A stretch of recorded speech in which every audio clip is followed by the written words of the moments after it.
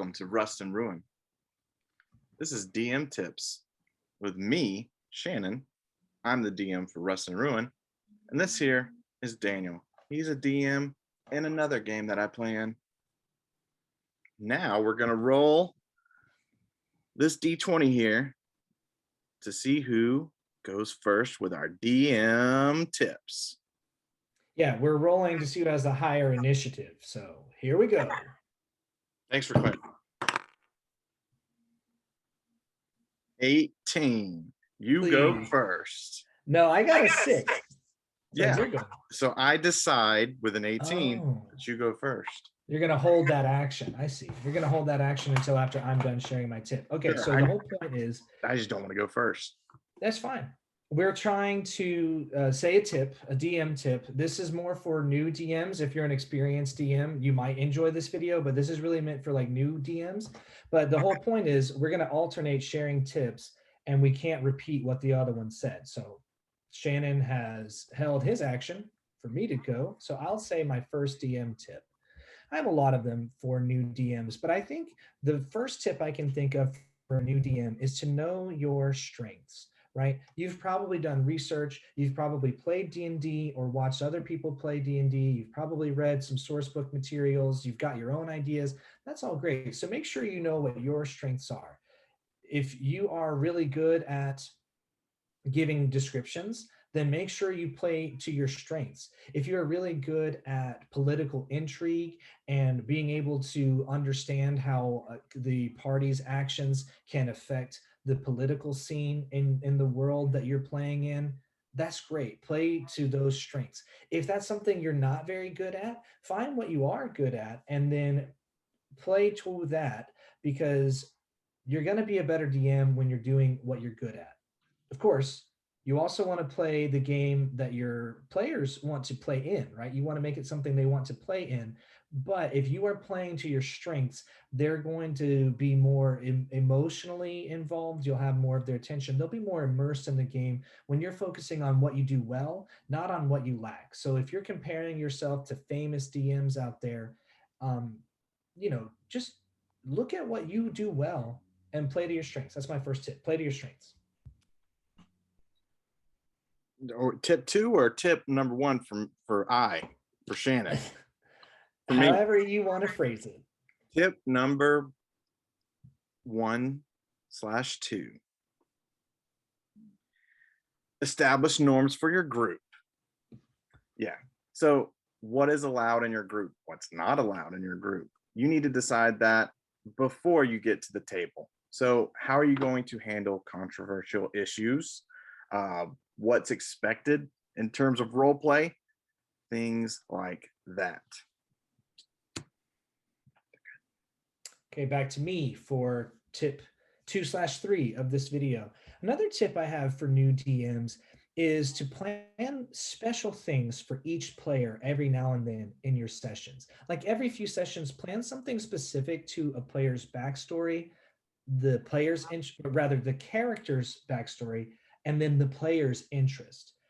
Plan something special for the character's abilities or feats, especially with low-level parties when they've just leveled up. Try to plan something that allows them to show off the new things they have. The more you can do things like that, the more your characters, the players, will be invested in the game you're doing, and the more likely it is that they'll respond to that group text when you're trying to set up a time to play. Tip number 4. This is going to be a controversial one, but I say,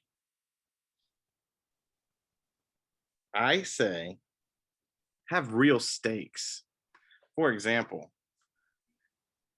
don't be afraid to kill a player character off. You know what I'm saying? Now, don't go crazy with it. Don't just be, murder hobo like players often can be. However, if player characters decide to make certain choices that lead to other actions and consequences, they dig their own graves, so to speak. However, you do also want to remember that it is a game and we're trying to have fun. Try to balance those two.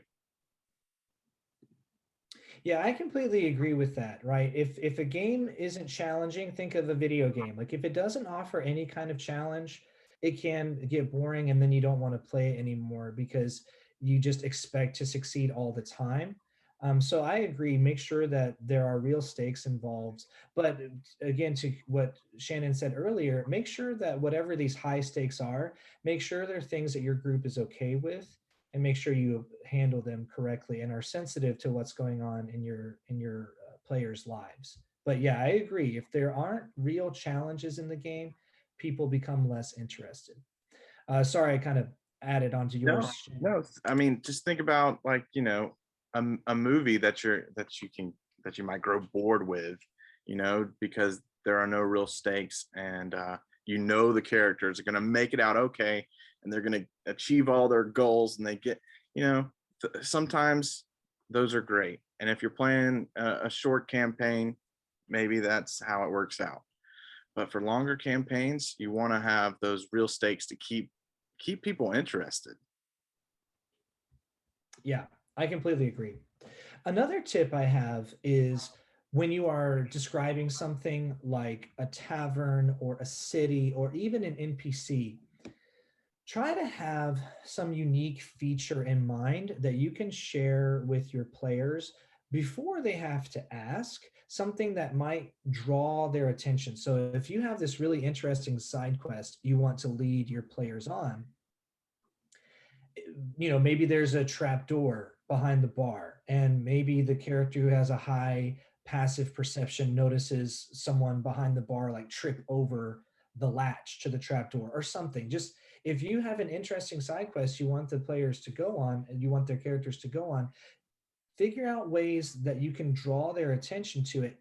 And even if you're not doing a side quest, have something unique. So one of my favorite things is I was DMing a game, and I'm tooting my own horn here, of course. But I had this tavern where the characters met, and they had a pseudo dragon in an environment like behind glass where the hearth was, where there would have been a fire. There was a pseudo dragon in this glass, and the pseudo dragon's name was Silquester, like he goes on quest, and there was a silent spell cast in his environment to make sure that Silquester wasn't too annoyed by the rambunctious tavern.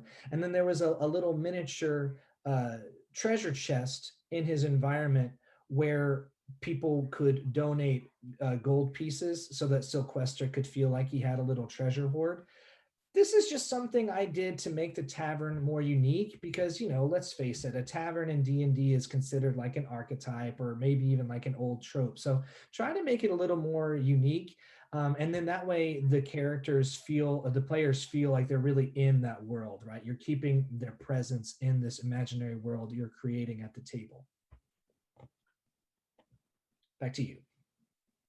Another tip: don't be afraid to focus on small things. So not everything has to be epic.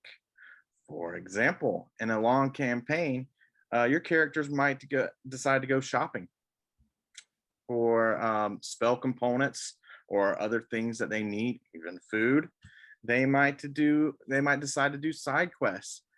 Do not be afraid to let your players choose what it is they want to do, even if it is smaller and it doesn't focus on the big, epic, grand scale things.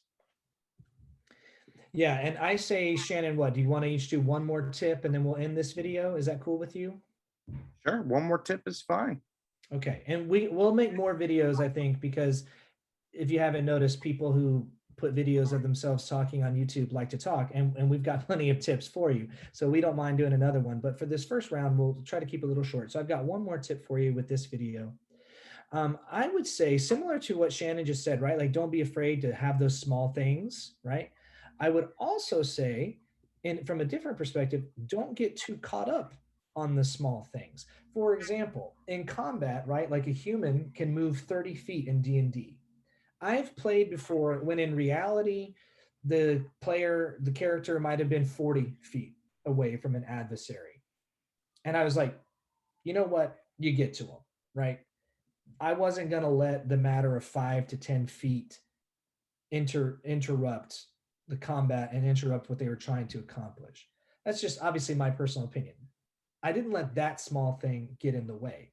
But other small things you really should pay attention to, like with when casting spells, casting time, components, concentration, range, all of these things are important because magic is extremely powerful in D&D.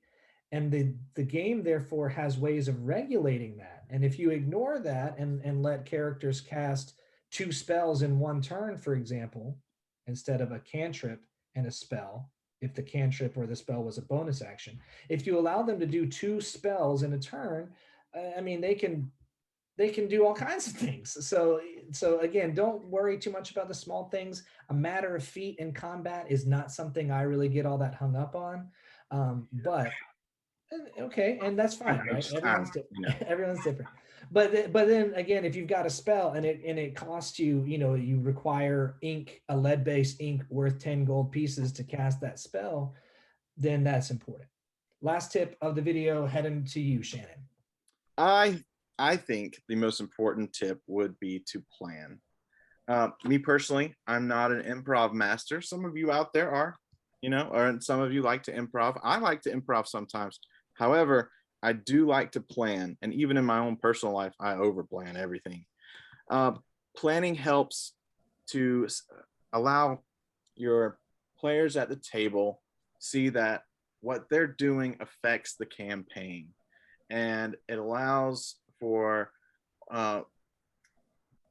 what would be an imaginary wall to come up, for that to come down, because you've planned out a potential way that it could go. Obviously, you can't plan out everything. That's just the way it goes. But the main point I'm saying is that you want to be prepared so that everyone at the table has a good time and that you have a good experience as a DM. Yeah, that's a great tip to end on. Thanks for watching, everyone. Yeah. Bye.